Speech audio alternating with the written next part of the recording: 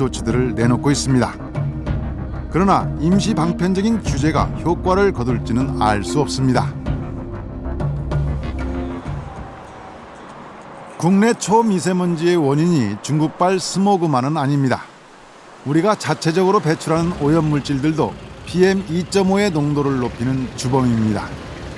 특히 차량 2천만 대 시대를 앞두고 자동차 배기가스에서 발생하는 초미세먼지에 대한 관리가 절실합니다. 교통량이 많다고 판단되는 역삼역 사거리를 중심으로 역삼역 주변과 100m, 150m, 300m 이런 식으로 거리를 둬가면서 측정을 한 거고요. 지난 3년 동안 연구팀은 큰 도로변과 도로에서 비교적 떨어진 지점의 미세먼지와 초미세먼지 농도 차이를 비교 분석하고 있습니다. 전체 먼지 농도에는 큰 차이가 없었지만 도로와 가까운 곳일수록 미세먼지와 초미세먼지 농도는 매년 높게 나타났습니다. 사거리 중심의 100m 이내의 지역보다 100m 바깥 지역이 한 5에서 10% 정도 낮은 농도값이 나타나고 있다고 그렇게 정리가 되는 표현입니다. 특히 디젤 엔진 차량은 측정값에 적지 않은 영향을 주고 있습니다. 디젤 차량이 지나갈 때 순간적으로 그 데이터를 보게 되시면 PM10이나 PM2.5에서 상당히 높은 폭으로 증가하는 것을 파악할 수 있어서 국제적으로도 디젤 배출가스의 위험성에 대한 인식이 높아지고 있습니다.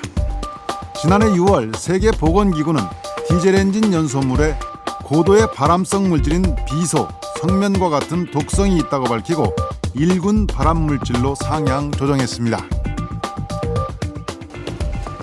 이번엔 우리 생활 속의 PM2.5의 농도를 측정해봤습니다.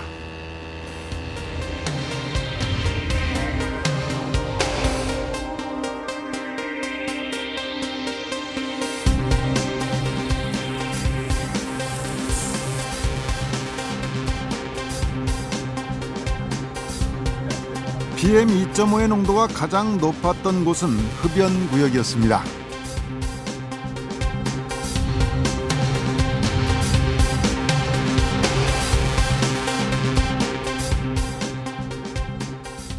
특히 그 PM2.5들이 담배나 혹은 다른 소스에 의해서 다른 배출원에 의해서 유해하게 나오는 업체에서는 이러한 기준들을 적용시켜서 관리가 좀 필요하다고 생각합니다. 아마 조만간 우리나라에서도 2.5에 대한 환경 노출 수준에 대한 관리는 들어갈 텐데 아직까지 미적용 다중이용시설에 대한 PM2.5 특히 담배 흡연과 관련되는 쪽은 시급히 관리가 필요할 것으로 생각되고 있습니다. 미세먼지보다 강력한 PM2.5 초미세먼지에 대한 관리는 이제 발등에 떨어진 불이 됐습니다. 환경부가 내년 시행을 앞당겨 지난 8월 말부터 수도권 지역의 미세먼지 농도를 시험 예보해왔고 내년부터는 전국으로 확대할 예정입니다. 그러나 그것도 미세먼지 PM10에 대한 것입니다. 초미세먼지 PM2.5는 시행 준비가 필요해 2015년으로 미뤄졌습니다.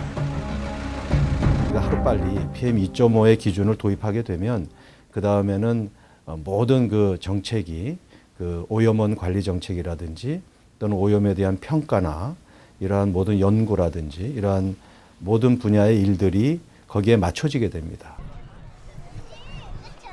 국가 차원의 꾸준한 대기 관리도 중요하지만 황사 마스크나 방역 마스크를 착용해 먼지 흡입을 줄이는 등 일상 속에서도 좀 더 안전할 수 있는 방법을 찾아야 할 것입니다. 도로변을 다니실 때 조심해야 됩니다. 도로에 아무래도 오염 상태가 높기 때문에 꼭 필요한 경우가 아니면은 좀 도로가 아닌 한 블록 그 이쪽 안쪽으로 이렇게 걸어 다니셔야 되고 또 예를 들면 길을 건널 때도 차가 많이 다니는 그 앞에서 기다리지 마시고 좀 뒤쪽에서 기다리시다가 신호가 바뀌면 건너가고 이러한 그 생활 습관이 필요합니다. 학교나 유치원, 병원 등 노약자를 위한 시설들은 교통량이 많은 도로변에서 일정 정도 떨어진 곳에 배치하는 등 도시 계획에 있어서도 운용의 묘를 살려야 할 것입니다.